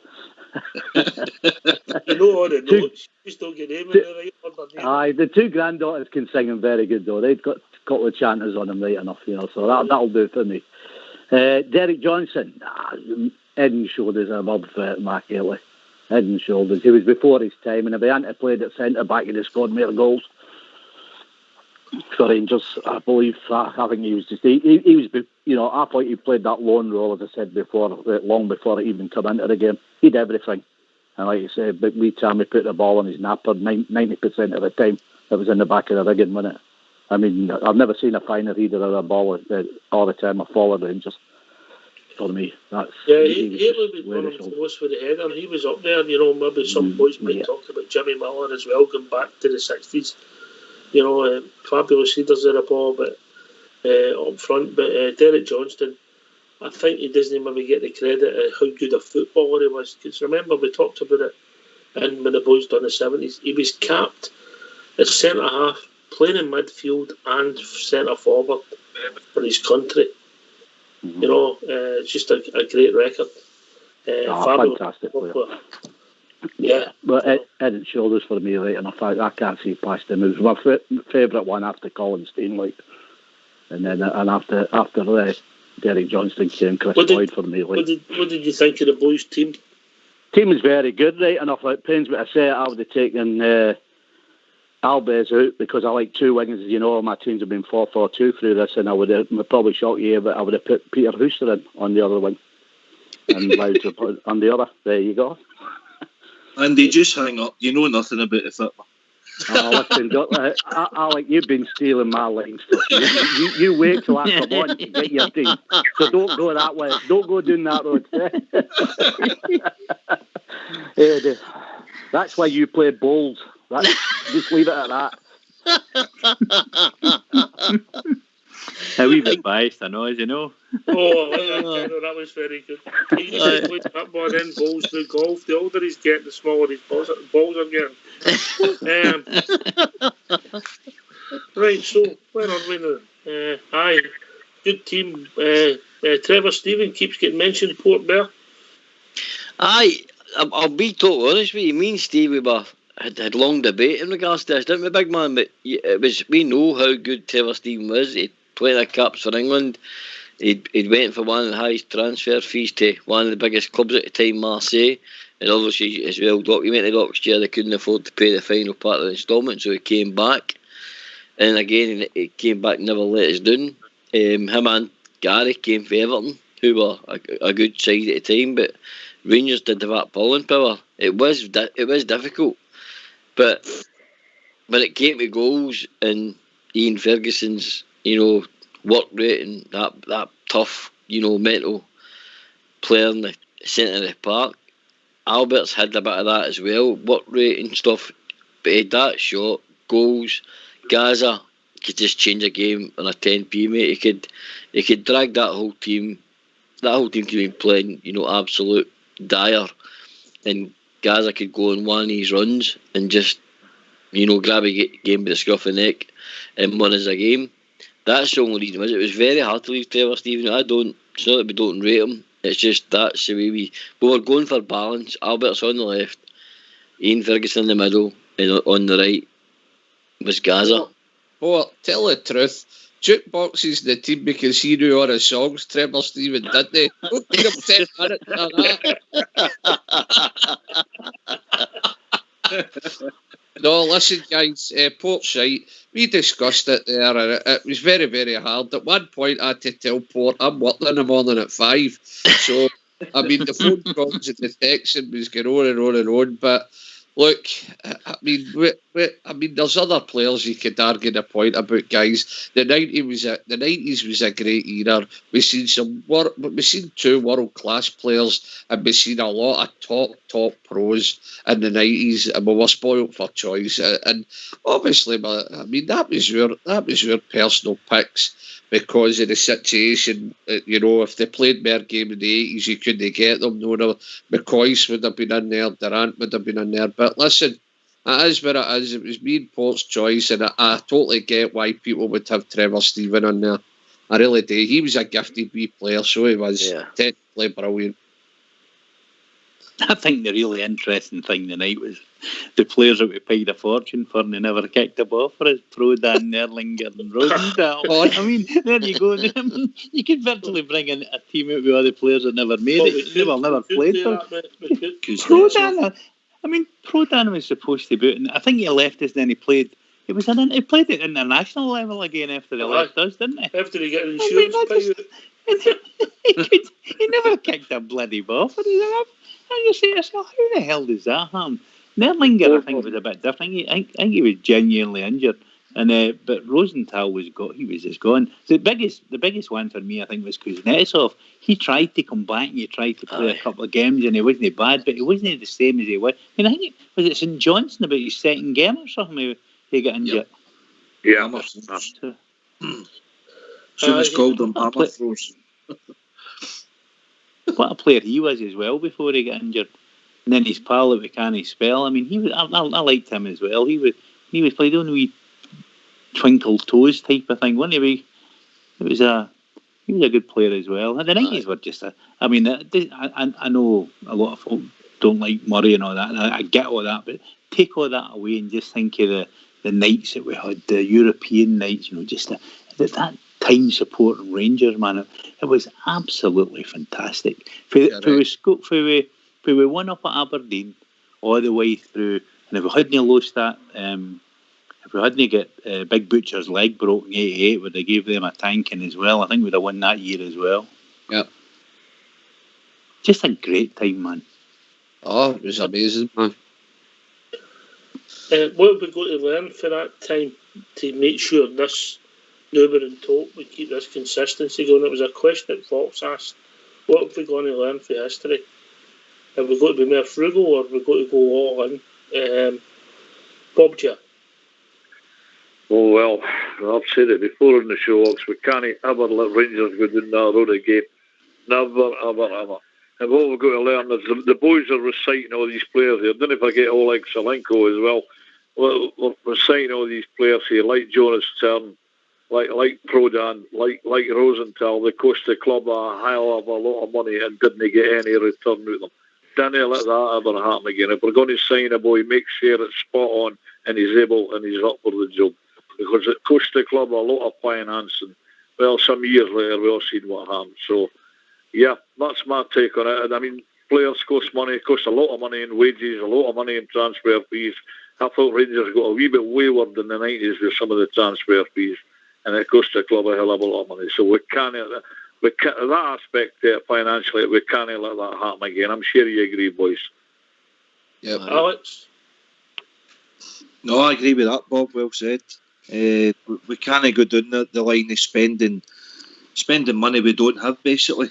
Relying on Champions League money, because that's the fateful error that Celtics went down. They've been relying on that Champions League money and they've not got it. 3 years they've qualified out of 9, and that's the position that they're in now. They've not learned for us going down that line, so we shouldn't have begun down that line as well. But there's another couple of players there that I thought we budgeted pretty well with picking them out the Scottish game with Neil McCann and Billy Dodds. I thought they two were good players as well for us in the 90s. You need to look at McCann. Obviously played on for a couple of years, didn't he? So you need to see if Mere advocate era. In the 2000s, yeah. Yep. Yeah, I need to check that out. But he was a great player. We already did. Yep. Oh, you done your homework? Aye, we did, mate. He played under advocate more. Just had to bide my time out. I knew I'd get him in one thing. Stuart, do you have Trevor Stevens' stats at all? About how many games he played and how many goals he scored? If you give me 2 seconds, mate, I'll have his stats right up in front of me. Are they better than Albert's? I've got 184 appearances, 25 goals. Let's see how close we are, Ox. Trevor Stevens.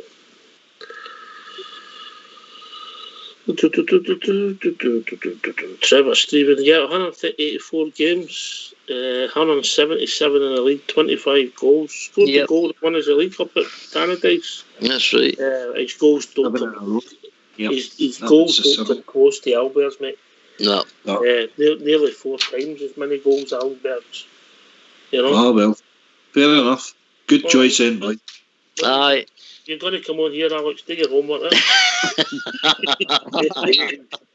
Get him, Ox. Get him. What do you think, Andy? Can I ask you? Ox? You can't ask me because we've reached that time of the evening. That's why. One question. Go on then, make it quick. Right, I want. Obviously, all the boys are there. Right, Jockey Bjorklund. What do you think of him, mate? Could he have made it back too? Oh, listen, if you put him behind Goff, you've got different. They played in 97 sometimes, and obviously, well, his speed. I don't know if I've seen a quicker central defender. Cairo? Yep, I like Bjorklund. He's a good tackler as well. He was strong. Yeah. I think he'd be in there. Didn't have longevity with his mate, that's the other thing. No. Yeah. I know, but when he was there, Ox, I think what you said right, and I think he was a real strong player. He was powerful. Fast. Anyway, gentlemen, we've reached that time of the evening. Thanks for the guys that's joined us. Hugh, always great to hear from you. Of course, Bob J, Andy, Cairo, AK, and thanks to Port Bear and Stevie. Did you enjoy that, lads? Brilliant. Superb. Last couple of days. Kept us going. The banter behind the scenes have been brilliant. The bongo drums, Southside's could be at the roof. So, absolutely brilliant. The banter's been absolutely fantastic. But what a year of the 90s was it? By the way, it was hard. It wasn't easy, was it, no, Port? No. See, to be honest, I thought we had the easiest era, Stevie, but come on, it wasn't. How many times did you put in a team? Do you think I picked 3? I think I picked 3 teams, aye. They were all right. And then I said to you, can I phone a friend? Can I take a 50-50? Well, thanks for taking the time just to really enjoy it. Great side, mate. Take a bit of beat. listen, tomorrow night we're going to be joined by the real young team. He'll be back on because we're joined by our Gary and the one and only Jodie Pollock, where we look at the 2000s right up to the present day. Thanks for listening. Please stay safe. Thanks to Fox and Old School Blue for doing the technicals. Take it away, Old School Blue.